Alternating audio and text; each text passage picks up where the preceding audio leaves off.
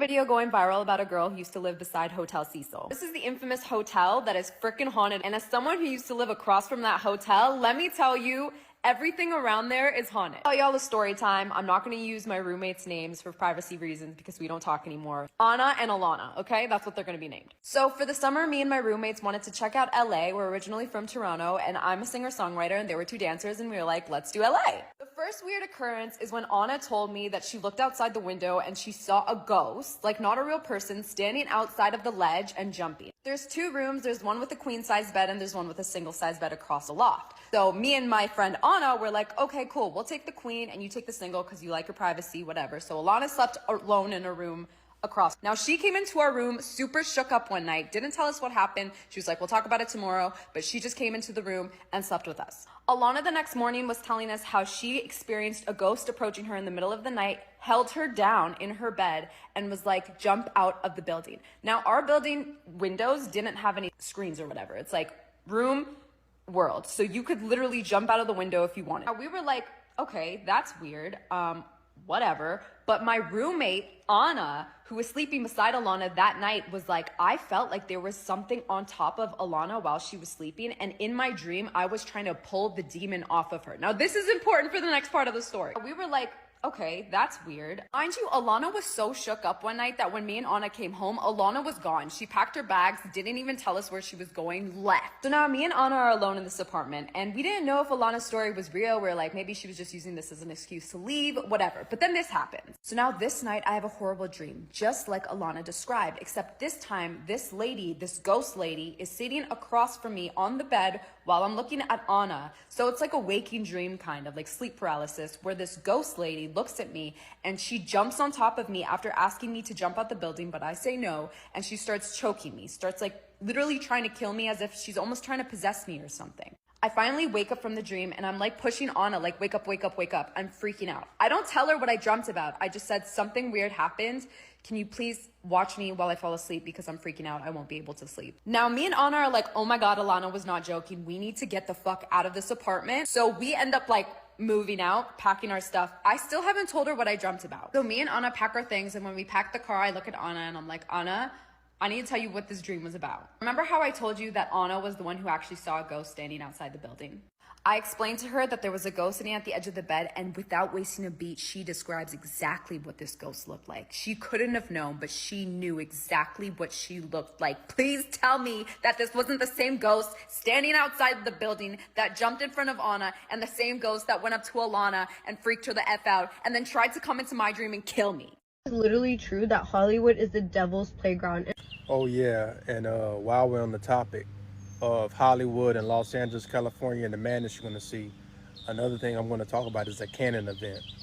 For some strange reason in Los Angeles, California, if you decide you want to live there or you want to explore there for a while, you will have a make or break moment after about 1 year living in that city. I won't tell you about mine because it's something private, I guess. I'm going to say it's more spiritual, but if you do decide that you want to live in that place, you will have a moment that is going to be probably one of your most challenging things you've ever dealt with in your life. And you have to decide, are you going to push through it, or is it going to break you and you have to run away from that place? So be careful of that. Nobody ever talks about the dark energy of Los Angeles. And if you're from here, you're exempt. You grew up here, it's a different situation. But if you're not from here and you've moved here, you know exactly what I'm talking about. It's cool at first. Mansion parties, palm trees, celebrities everywhere. Lamborghini Uruses driving around all the time. First, you're like, yo, this is lit. But when you're done with all that, you done seen every celebrity, you went to every mansion party, you done seen every car, you just kind of want to settle down and chill. That's when it starts getting real dark, because I've been here 5-6 years. I'm from the DMV. And at no place ever have I felt like I've been home here. Like, it's a nice place to live. I love it, but I don't feel like I'm at home. I always have that feeling in the back of my head that I'm not doing enough. I don't got the nicest car. I don't have the nicest house. I'm not making the most money. And you can never fight the feeling, because you go outside, you see some 18-year-old driving some brand new Porsche G2 RS, and you're like, what am I doing wrong with my life? And I done seen it happen to too many people. I see people from other places move here and become a completely different person, because society tells you in Los Angeles, you got to be that perfect person. You got to make the most money in the world. And if you're not, you're behind. I always feel like I'm behind here, no matter how much money I make. And I don't like the way it makes me feel. And that's not everybody's experience. I understand it. But for me, I'm like, Los Angeles is the type of place where you come, You finesse, you get the money, you get everything together, and you get out before it consumes you. Because if you stay too long, it'll get you. Do something with it. It's just money coming to me easily. Money coming in and needing me. Money coming in repeatedly. Money coming, it's just money coming. It's just money coming to me frequently. Money coming in to be with me. Money coming in secretly. Money coming, it's just money coming. It's just money coming to me always. Money coming in and all day. Money coming in repeatedly. Money coming, it's just money coming. It's just money coming to me frequently. Money coming in to be with me. Money coming in secretly. Money coming, it's just money coming. It's just money coming to me easily. Money coming in and needing me. Money coming in repeatedly. Money coming, it's just money coming. It's just. So I want to talk about the whole Wi-Fi that's going on right now in LA. Remember like that one video I made, and I told you guys, LA is one of the most evil place, you know, like to be. Like my experience there was not something I expected, and it was like probably the worst. I've never encountered like a hellhound anywhere else but in LA.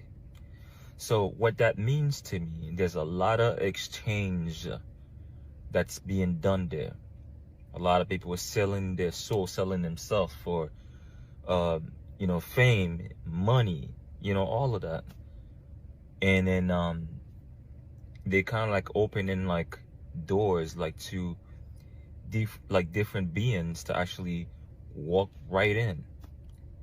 If there's a place that is called hell, and there is such a being that is called the devil, he's sitting right on top of the Hollywood sign. It is literally true that Hollywood is the devil's playground, and I lived in Hollywood, so I can say that. I lived on the Strip, like Hollywood Boulevard. I don't know why nobody told me not to move there, but I did, which was a very big mistake. I cannot tell you how many times I saw and heard of people dying around me, and it's crazy because I'm not somebody who's ever experienced that in my life. But in the building that I lived, someone jumped off the balcony of my floor and committed, someone also on my floor, and his body was left to rot for months, probably like 8 months since before I had moved in, which is insane. And I have proof of this, and I'll actually do a story time another day because like I was like a little like investigator, and I found this out myself. Like I don't think anyone else knew, but I 100% knew. Someone from my building was throwing glass objects from like the 3rd floor into the courtyard. I walked out my house at 9 o'clock in the morning, and I saw someone shooting up into their veins. I would see people screaming and shouting and crying, laying on the floor like begging for help, and nobody would help them. The energy and vibes were so bad in that apartment that I literally broke my lease, and I paid $3,000 just to get out of there. The more you know. Y'all, so I know you've all heard this story 1,001 times about how weird people in LA are, right? But they are weird as hell. Now, don't get me wrong. I met some cool ass people out here. But for the most part, motherfuckers be weird as hell. It be the secret hating for me. Like, they admire what you do. And they vocalize this too. They like what you do. They're inspired by what you do. It's inspired them to go ham with their business and do their big one. And then in the same token, when they see that you're growing and you're glowing, they want to try to shit on you. They want to try to belittle you like you haven't done anything, diminish your accomplishments out of the jealousy and envy that is within them. And I'll never understand. I've never been that type of person to be weird towards people like that. So let me give you a breakdown of what happened, right? So my business, y'all know I do my big one with the photo booth and events ting, right? I do event planning. I do the 360 video experience. I work with like corporate clients, celebrity clients, and very high ultra net worth people, clients. You know, I'm out here. And so business is growing, and I am now in the place where I know I need even more people to help bring it all together, right? I need attendants, I need photographers, I need videographers, more people to add to the team because we're a production, right? So I post this up and I share it with a couple people to say, hey, can you repost this? Everybody was giving me good vibes. They reposted, no problem. This one person, however, who has been very obsessed with my business. Like, they DM me, talking about they want to book me, talking about they want to partner up, talking about they want to do their own thing too with the 360s. Great, that's what I do on a regular. I help people start their businesses. But they haven't done it yet, and this has been a year of this talk. So they hit me, and they have all this negative shit to say, saying, oh, do you have this? Do you have that? Well, you'd be surprised. Well, I just want to make it clear to people. And it's like all these questions out of nowhere from a simple post. I'm looking for people to do very simple things. And most people that I know in the event space, they understand it's not a problem. Yeah, we could go into further details with the conversation. But this person's trying to make it seem like, oh, are you gonna have bookings? I'm like, that's the whole point of me looking for somebody. It was a whole thing. I'm not gonna go into too many details, but the energy was weird. In 1 second, you're hitting me up like, oh my God, this is great. Let me forward it on. And the next second, you're trying to belittle me for trying to look for new people to put money in their pockets. All because what? You probably want to be one of those people hired, but you're not gonna be. People weird as hell, bro. You guys have been asking me for more Hollywood story times, so here you go. Today we're gonna switch it up and I'm gonna actually share some scary encounters I had with strangers off the street as well as subscribers. So let's start with the time I got jumped outside of Target. Around this time, it seemed like I was having a bad luck streak. Everywhere I went by myself, something was happening. So my friends told me, girl, if you want to go to the mall, you want to go to the store, if you want to go to the bathroom, like, let us know so somebody can be there with you because something keeps popping off. Me being stubborn, I'm telling them, you guys, I'll be fine. I can go to the city Target by myself. I'll be okay. But baby girl, I was not okay. I got my ass whooped by some random person outside of the parking garage. No, I don't have enemies, but this girl's hitting me, punching me, saying, I hate you, like, go to hell, I hate you. You. At this time, I was having drama with another influencer, but like, I don't have actual legit enemies. While shopping at the Beverly Center, I had a guy come up behind me and grab me and say, oh my God, I love your videos so much. I love your content. I love you, Simply Nessa. Like, wasn't even saying I love you, Vanessa. Like, I love you, Simply Nessa. I turn around and it's a 35 to 40-year-old man. But it wasn't just people who knew me from online. It would just be random people on the side of the street. I was standing outside of my apartment complex. Some guy comes up to me and starts kissing me up my arm. I used to live on Hollywood and Vine, so I was surrounded by a bunch of nightclubs. So most of the time after, you know, drinking, going out, I would just walk back home with my friends. We're walking, playing music on our phone, minding our business, and some motorcycle pulls up hella quick, tries to put me on his bike and take off, but my ass, because I was tipsy, I fell off. Where was he taking me? Where was I going? Why have I almost been kidnapped at least like 4 times in my life? Whenever people tell me, oh my gosh, I'm moving to Hollywood, I'm like, why? Like, let me just sit you down and tell you all the shit that I went through, and that was just a few of the incidents. Do you guys want more? Hey y'all, welcome back to All Things Jenny. I'm Jenny. So LA is on fire. I mean, things are happening.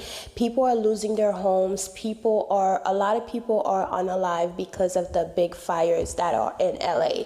So I want to send my love and my support to the people who live in LA who have lost their homes, and also the ones who have passed on.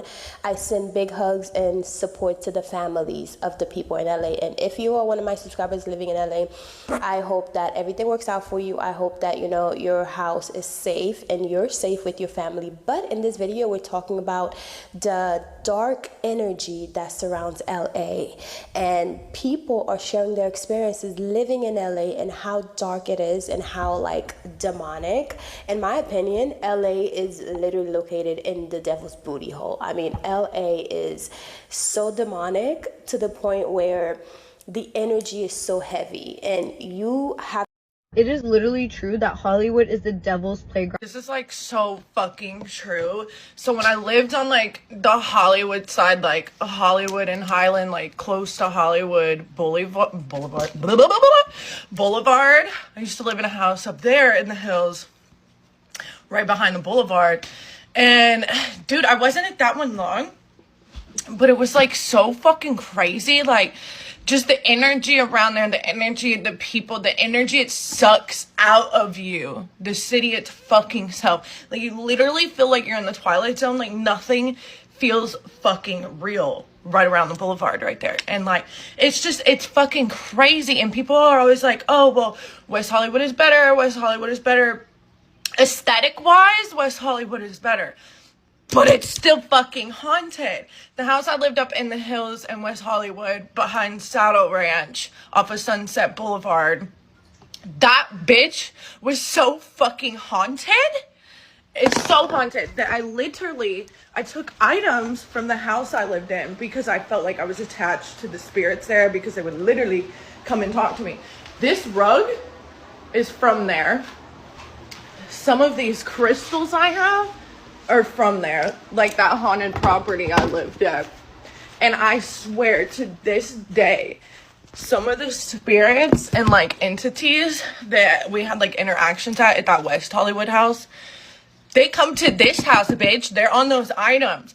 But I had a very long discussion with them when I lived in that West Hollywood home, and they don't fuck with me like that. They don't fuck with me because I help them fuck with other people.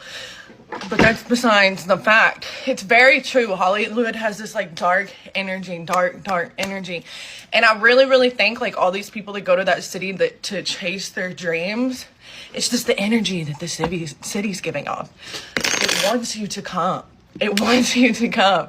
It wants to suck the fucking energy out of you. Like something about like Hollywood itself and DTLA, something just about it, baby. Like, it's like a fucking portal, like a vortex. It's like, you're done. But yeah, it's very depressing sometimes. You have to like have friends. You have to be in a good mood. You have to like meditate. You have to do like all these things because like the power of this city is so fucking haunted, bitch. I remember I was driving down the road one day and I heard somebody fucking screaming. I was in the hills. There was nothing there. Somebody was screaming. I look, there was nothing there. And it sounded like it was right outside my window. And I had my window down and I was going up a hill on a stop sign. And there was nobody there, bitch. This whole Diddy situation is still just the beginning. I've been holding on to this Hollywood story for like 10 years. When I tell you, I first-handedly saw celebrities that you wouldn't even think need to finesse people into doing things. All right, let me just spill it. Back in 2011, when Instagram first started, I was what was called an IG model. Lived in Miami, grew very fast, ended up on like club flyers and all that. I went by a different name. The one that you see down here today is literally because I wanted to switch it so they could never like really associate with me again. So they hit me up and they're like, hey, we want your help for this project. They get me on FaceTime with said celebrity. A celebrity that every woman loves, or mostly all. So I knew it was real. I knew this person was right there. And later on, I met them in person. There were different intentions. When I get to LA, they tell me that not only was I doing said innocent job, but I was also in charge of basically convincing girls, the same other professional models, to not only get with said celeb who doesn't really need help to get girls. Like, it's a handsome person, but his team as well. And I was just not with it. I got to escape that whole scenario the first visit, but then the second visit, it was the same thing all over again. A lot happened in the mix that I don't even want to bring up, and I once again did not want to do XYZ, so they hid my luggages. It was me and two other girls. I called the celebrity and I was like, where is my stuff? The hotel ended up finding it somewhere just hidden in the hotel. The whole gist of the story is I think everyone in Hollywood is just all trying to do you know what to whoever. And I feel like they actually enjoy getting with people that don't want to be with them rather than just sticking to people that want to be with them. Like, it has to be like a pride thing, like a controlling, like I got you, like I don't know. They do try to blackmail you and make it seem as if this is like going to make or break your entire career, which I feel like to some people it may do so, but I was so early on, I'm like, this is nothing. I ended up deleting my entire Instagram, went years without an Instagram. Fast forward to 2018, I started a new Instagram, started in social media marketing, and here I am today. I already made over 7 figures in digital products from social media, just chilling at home in my PJs. And that is how I named myself Shylee. They wouldn't trace me back. I think that was everything. Believe all the Hollywood stories. Riverside, California. You guys got haunted things. In the past, I've covered most haunted hotel in Riverside, the Mission Inn, along with your most haunted school, Riverside City College. Pero, you guys have a cryptid. What a coinky dink, I'm wearing my cryptid sweater. And no, a cryptid did not bite me. Curling iron did. But someone sent me this story yesterday that made me wonder, what the that is what you call a stage 10. No me toques. No me toques. I mean, low-key, it looks like how I feel right now. So this is the story of the Riverside Monster, also known as the Riverside Bridge Monster. So as the story goes, the date is November of 1958. And you have a young Charles Wetzel who's just trying to get home, and it's really late at night. And he neared a point of the bridge where the Santa Ana River meets North Main Street. He noticed that a lot of the flood water was subsiding into the street, so he slowed down. And then his radio started to act very funny, and out of nowhere leaped a very tall and lanky dark creature. Creature had green glowing eyes and a tuberant mouth, had very scaly skin, and almost like a scarecrowish face with long, lanky arms and legs. Charles couldn't believe his eyes at first. He had to think very fast because now the creature was clawing onto his windshield and the hood of his car, as though it was trying to get Charles out of the car. He almost grabs his pistol that he kept under his seat, but instead he floored it and hightailed away from that location and straight to a police station. The officers went outside to check on Charles's car and noticed scratch marks all over his hood.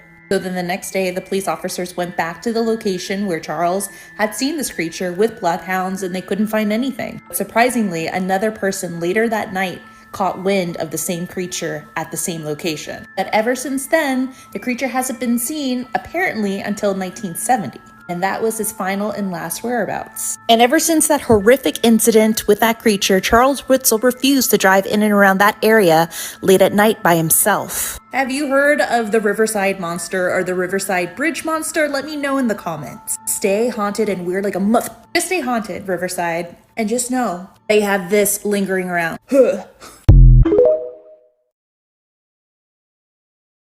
I have truly experienced some crazy things on my return year to LA.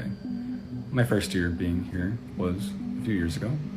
Things did not go well, ultimately, because of COVID and a situation that I was in that cost me a lot of money.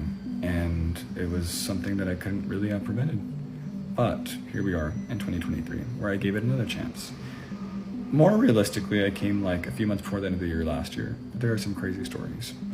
For example, today, there was someone who was like screaming at me and trying to gaslight me that we let keep luggage in here for. And like in retrospect, it was just a good thing being done. And in the end, after all that talk and screaming and yelling and whatever, and kind of stalking outside my house or my apartment, there was no bark. It was just empty words. So yes, let's talk about the hauntings of the Cecil Hotel. And I did some digging, and it turns out that I actually have a friend who is a paranormal researcher and investigator, and he did a paranormal investigation and overnight with the Ghost Adventures crew. And I don't know if you remember this episode. It is when Zach and the guys got access and the green light to do an overnight at the Cecil Hotel. I think they were there for more than one night, and their friends, famed psychic Patty Negri and Hollywood historian Scott Michaels, joined them, but also they were joined by my friend Patrick Landon, who is a phenomenal paranormal researcher, investigator, and he is also a crime scene photographer. So he has a good eye, a good ear, and a good logical mind. And I trust everything that he says and does, because he's very open and very honest. And I actually got to interview him for my podcast of Hollywood Paranormal. And in that episode, I'm going to share with you the audio snippet of what he experienced, like his honest story, because he'll mention in this audio clip that television shows, especially reality shows, will always do like a Franken edit where they edit words together. They don't show you everything because some of those things end up on the edit room floor. But I will say, I'm always partial to individuals telling me like, oh, it's haunted. Well, give me a story.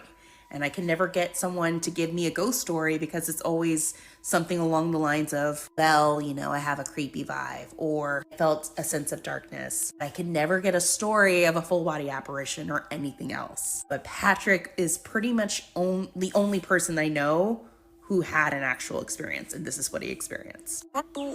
Had a very interesting experience at the Cecil that you explained on an episode of Ghost Adventures. And I don't mean partially explained. they cut part of it out. Oh, the freak. What do they call it? The freaking edit or something, where they just kind of edit words together. But I remember seeing that episode with you, and it really, really hit you hard. It did. Yeah, it was. So just kind of getting a little context. Tim and I investigated Lisa Lamb's room. We did, a board session. Scott Michaels, I invited Scott. And so we were there the whole night. We booked that room. Basically, when Zach, came in, if you get footage, Release said they own it. So the tie-in with Live Sci-Fi and our investigation maybe wasn't clear to the audience, but what happened was that morning, at like 5 a.m. So Tim and I are there. We've been investigating all night. Got amazing EVPs, a lot of hits on the board, and that's on YouTube as well. But I felt something, and this is what I'm relating to Zach in the episode. Something like just on my throat, and it's like sleep paralysis. You cannot move, but you're awake. It's not like you're in between wake and sleep or whatever, that kind of twilight part. And I like reached over and I was trying to gasp, and Tim's like, snoring, and I'm trying to get his attention. He's like, I felt really, what are you going to do? You can't breathe. And that's what I was relaying to Zach. So Zach gave me his recorder, his 60. Tim uses the same recorder, gets really great EVPs. It's really amazing. And I go into her room, and they're at Nerve Center down the hall. And I just was trying to communicate what was there, but I did not want to provoke. I did not want to come face to face with what energy was there. And it wasn't Elisa. I didn't feel any of that. It was a very dark. It was something that grabbed my throat. That wasn't obviously Elisa Lam. I don't think it was something a lot darker. I'm not saying it was any of the two serial killers, but it got my attention. So in my opinion, that is like one of the most credible experiences that I could find in relation to the Cecil Hotel that wasn't a feeling or a vibe. But leave in the comment section if you had visited the Cecil Hotel or done an investigation and actually had caught something and felt something. I mean, beyond feelings and vibes. And stay haunted and stay weird, Los Angeles. Hey y'all, in honor of it being Halloween, let's talk about some scary shit that has happened that I have experienced since having roommates in LA.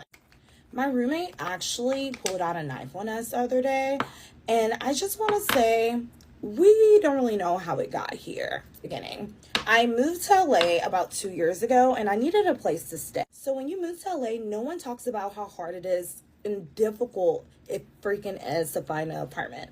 So I end up getting this Airbnb. Y'all, I'm kind of bald right there. I ended up getting this Airbnb, and it was like a little bit over $2,000. The first roommate that I had, she was literally the worst. Like, I couldn't use the stove. I couldn't use the oven. I couldn't wash my clothes. I had to go to the wash toilet every single time when we had a stove, an oven, and we had a washer and dryer at the house. So I wasn't able to use any of these things, but I stayed at the Airbnb for about 3 months. When finally that month was going to be over, the final month I was going to be there, I asked her, like, how much she would charge me for the room if I wanted to stay longer for a year, right? She said $2,200 for one room in Inglewood. So yeah, no, I had to leave. So basically, I go on Facebook and I find out this group called Black Book, and it's typically for Black people that are looking for other Black roommates. So I got a lot of messages from these people saying like, hey, we would love to be a roommate, right? I got about like 50 messages within that day, y'all. So if you're ever looking for roommates, that's a good place to go.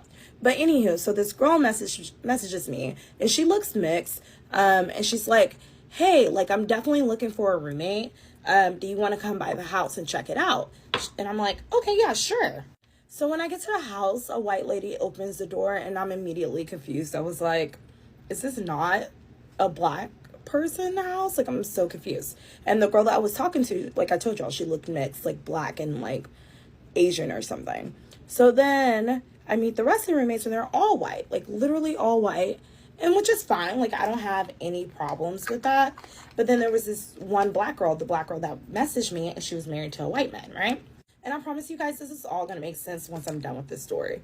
So basically, me and the other girl was the only black girl. And I was like, okay, whatever. Like, I needed to move ASAP. So I really didn't have time to, like, go and visit everybody's houses. Like, I was kind of, like, tired and drained of, like, already kind of searching. And then the time before that, it was another weird situation where the roommate didn't want to leave, but the girl was trying to get her out. And it was just like, what is happening to me? Like, I need to find something immediately. So anywho, so I told them, yeah, the rent was $16.50. It just made sense. It was in Westwood. It was a good area. So I was like, okay, cool, let's do it. So I had a friend that was in town, and she basically stayed with me for about a month.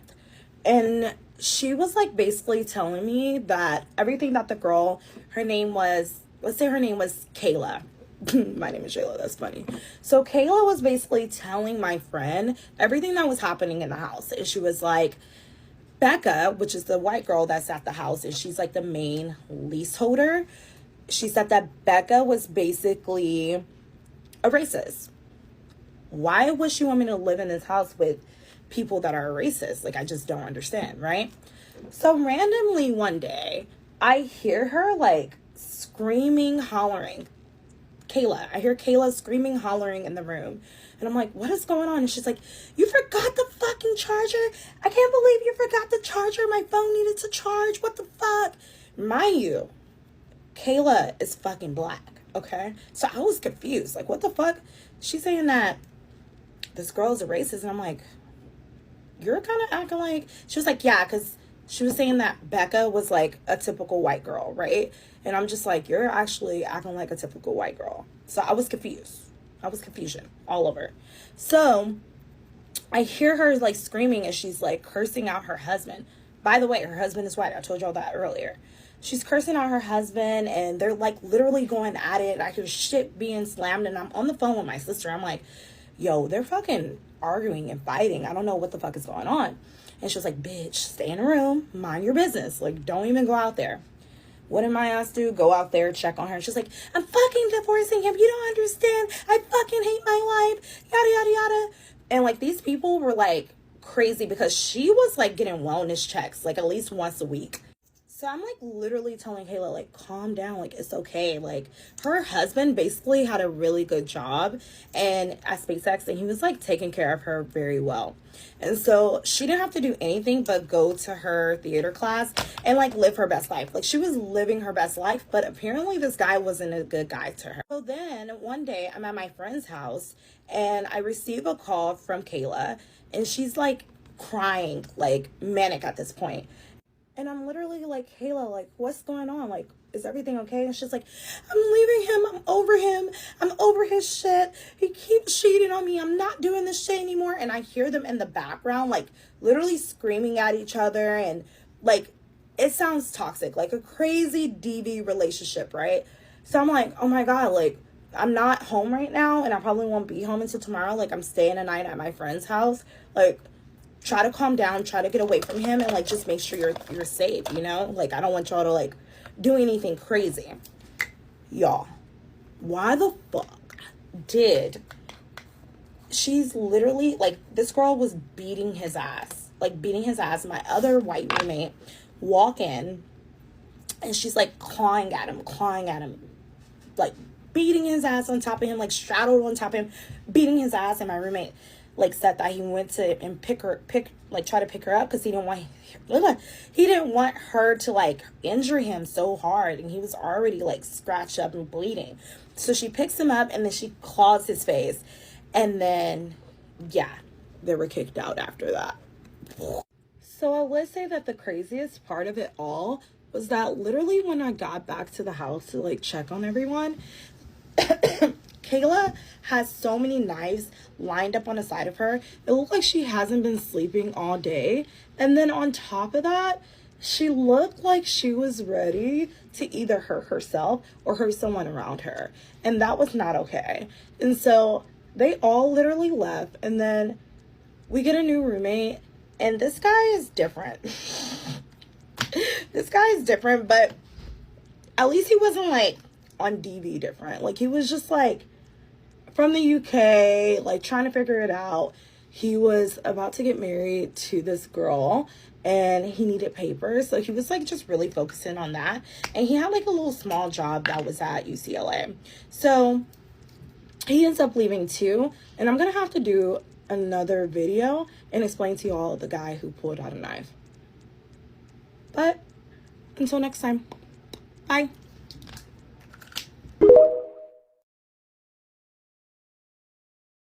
Let's talk about LA, North Hollywood, haunted apartments / specifically No Hole 14 and Get Ready With Me. Honestly, when I first applied for that apartment, I just went on apartments.com, fell in love with the pictures, and I applied, and I probably don't recommend that to anyone to not do because that's probably the worst mistake I did. When I first moved in, the first night, everything was kind of chill. I want to say maybe until like my second week in is when I started noticing some crazy stuff. When I first moved in there, that's when I started to notice a lot of sleep paralysis episodes. I'll never forget one time when I looked in the bathroom, I remember that I had seen like a white shadow, and it was like the figure of the bathroom of like a male figure. You know, when you go to the public restroom, it has a male figure. It looked like that. It was really weird. I didn't think about it too much. I was just like, whatever, let's move on with my day. I didn't see that. So then a day after that, I remember waking up and going to my living room, and I remember seeing like a dark light, like a light black dark shadow, and it just went straight to like, let's say like this corner wall right here. It just like went in. Thought that was so weird, but I was just like, I woke up and I was just like, whatever, but it didn't scare me. Then that was a time when I had, you know, learned that my mom was giving me some tips about, not tips, but she had told me the history of this apartment building. That's when I learned that Daisy Marquez, the YouTube star, if you guys don't know who she is, she's like a Latina YouTube blogger, makeup guru or whatever, and she lived there, and she actually did like a whole video on it, like a 2-part series, and like I guess like I don't know, I remember I didn't really get into it, but she was just saying like the thing followed her or whatever, so I was like, wow. So then after that, I became nosy. I didn't actually watch her YouTube video till I actually moved the year after. I was like, I'm too scared, and I'm living here alone by myself in a 2-bedroom apartment here, and I just don't want to, you know, ruin my experience. So as I learned that, my actual like sleep paralysis had gotten worse. Like I remember this one episode I had when I was sleeping. I remember sleeping, and this is how I know this thing was real. I was literally sleeping on my stomach. I wasn't, because usually when you get sleep paralysis, you get it sleeping on your back. I got it sleeping on my stomach, and I remember I had like a deep ass voice talking to me in my ear, and it like cut, like I don't know, I may sound crazy, but I witnessed this. It scared the shit out of me. And I remember hearing both of my showers turn on, and then I woke up. I started praying in my hair. I was doing a Godfather prayer in my hair and in my head, and when I woke up, it all stopped, and I was like, heck was that? That was the most paranormal thing I actually witnessed there. And it wasn't just me. I actually had a friend staying there, and I felt so bad because she left and she got her shit. She was like, I'm leaving here. She, on my vanity, and this exact vanity right here, and it's crazy because they say usually spirits like to stick to glass. Now my vanity is all glass.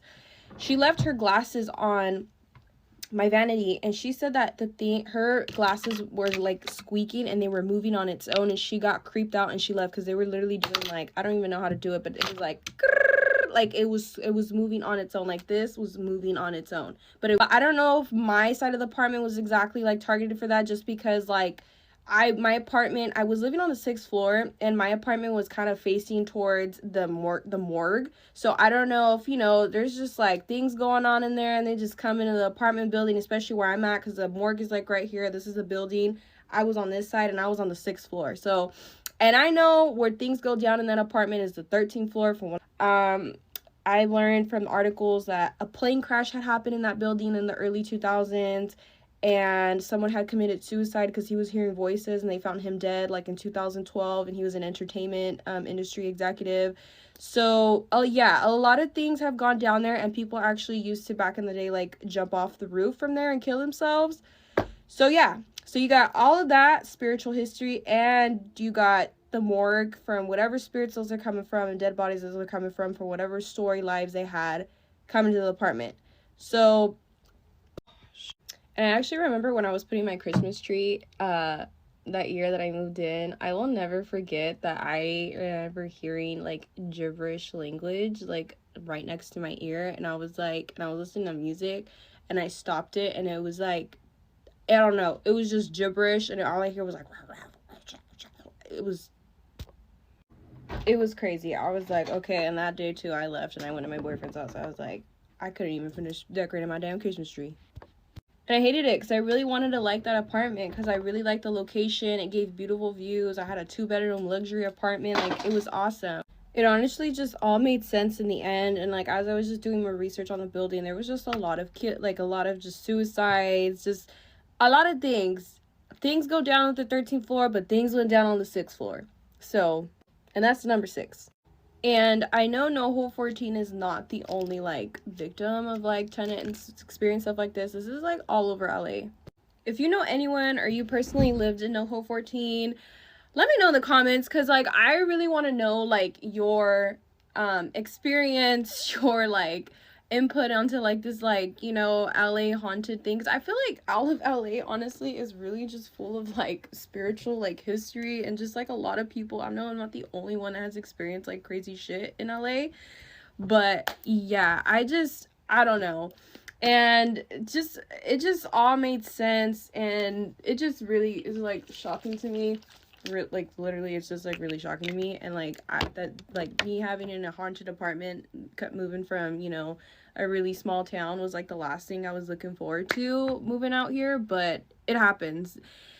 So yeah, if you're looking to move anywhere in general, but at least in Southern California or in LA, really look into the history of the building. I'm honestly getting spooked out right now talking about this crap. But yeah, like look into the history of your apartment that you're moving into. See if, like, you know, crimes happened before, suicides happened before, crazy things happened before, because you just never know nowadays. Like, people like really like do crazy shit nowadays, like literally, and it's scary. So yeah, that's my little quick story time. And if you just experienced some crazy stuff, I really want to know. And mind you, I come from a background of like seeing like paranormal stuff, but not as much. But this was like the most of the paranormal I probably have ever experienced my whole life. Part 2, get ready with me / LA haunted apartments. What did I do after all this mess? Like, towards the end of my lease, I was never really in my apartment. But however, each time I would stay the night at my house though, and I wouldn't be at my boyfriend's house, and I would come home to spend the night, I would always have a sleep paralysis episode all the time. Each time I did come back to my apartment, one thing I did notice is like anytime I was cleaning, I would always have to like find things, like everything started getting misplaced. It was really weird. Like clothes, my broom, my mop, like I thought I left it on this side of the apartment, but then it was actually on the other side. I don't know, it was just really weird. And I would just sometimes just be able to like sense something was like right there next to me, especially in my bathroom.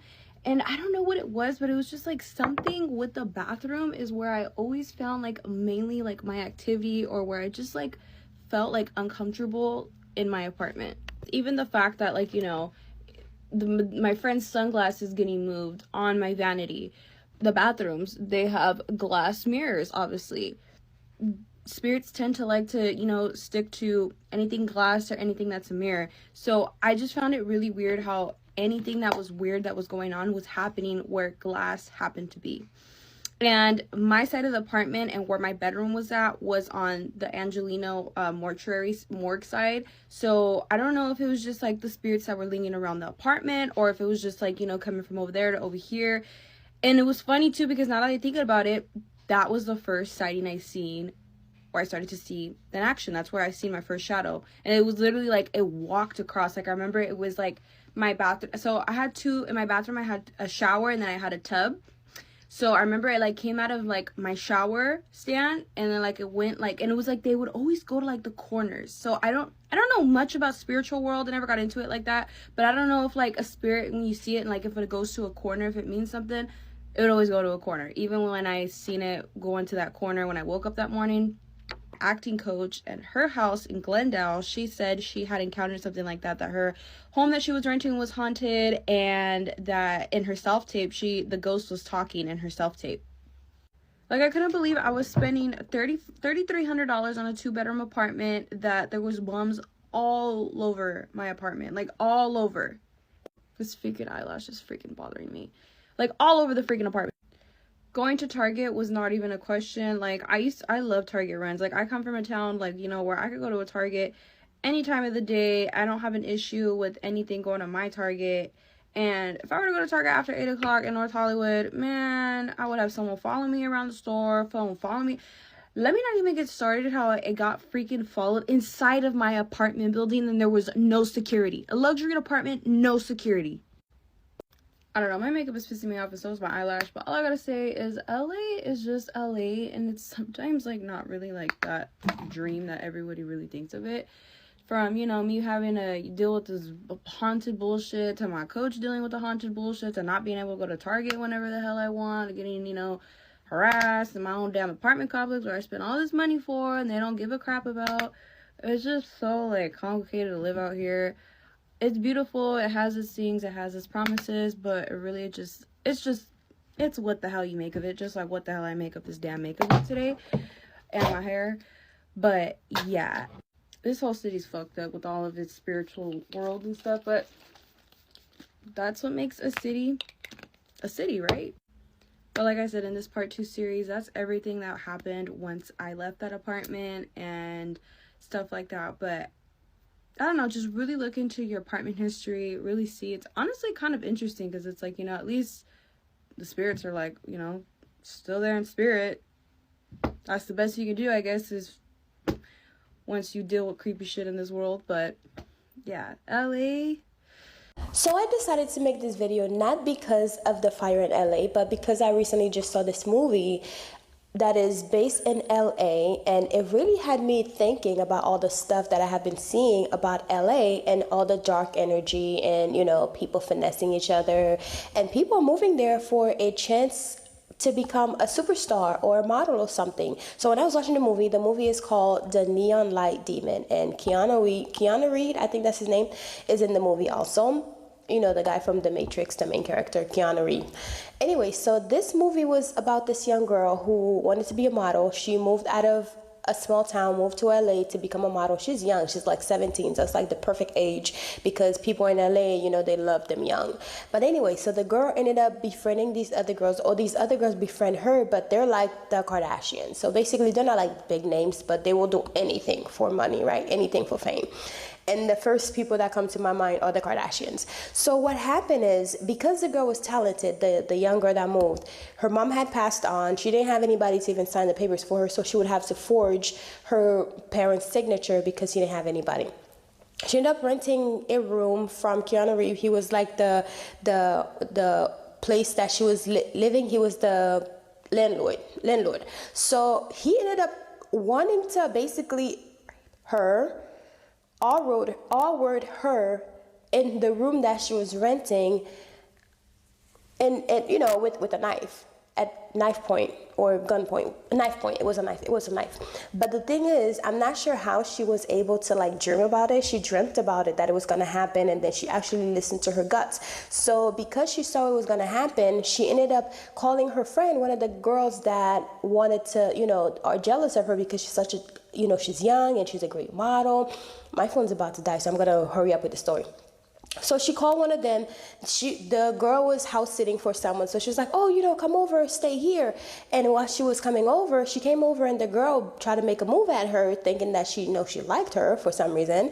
But the young girl didn't want that, and then she basically pushed the girl away. Well, the girl got upset because she pushed her away, but for some reason, those two girls feel like that young girl has this blood that is so sweet and that is good. I guess the blood make her able to, you know, find jobs and people like her. She doesn't have to try so hard because she's a natural girl. She has natural beauty. So the camera people, you know, the companies, the industry people love that about her because everybody else is just so fake. So those two girls come together and decided that they're going to unalive the girl so they can take her power, whatever that power is. And the girl don't even think that she has a power. She just know that she's beautiful.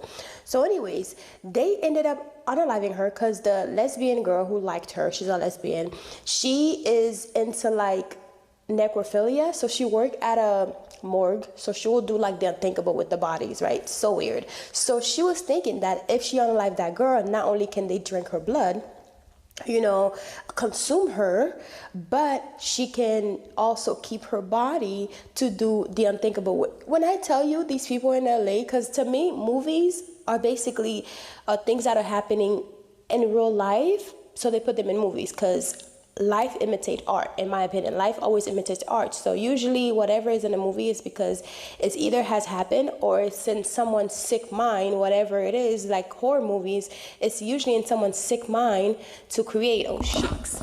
Hey guys, I'm Jenny and this is Shameless Plug. So I want to tell you guys about my Crown of Success manifestation book with easy, simple rituals and spells to manifest a life of abundance in your life. And those spells are so easy, even a child can do it. So this book is filled with different spells that I've learned over the years from my family, passed down from grandma and everything. And also those are spells that I've actually tried and I know that they work. So this book not only teach you step by step on the things that you can do that are so easy that a child can do it, but it tells you like the proper moon phase to use, alchemy, manifesting with numbers, numerology, and also the days of the week that best fit for this particular spell. So it tells you the timing of when to practice the spell, the days of the week, the moon phase. It shows you all the colors of the candles that you should be using and different planets. So for example, I show you like planet Jupiter is for Thursdays and the hours of the days that you should be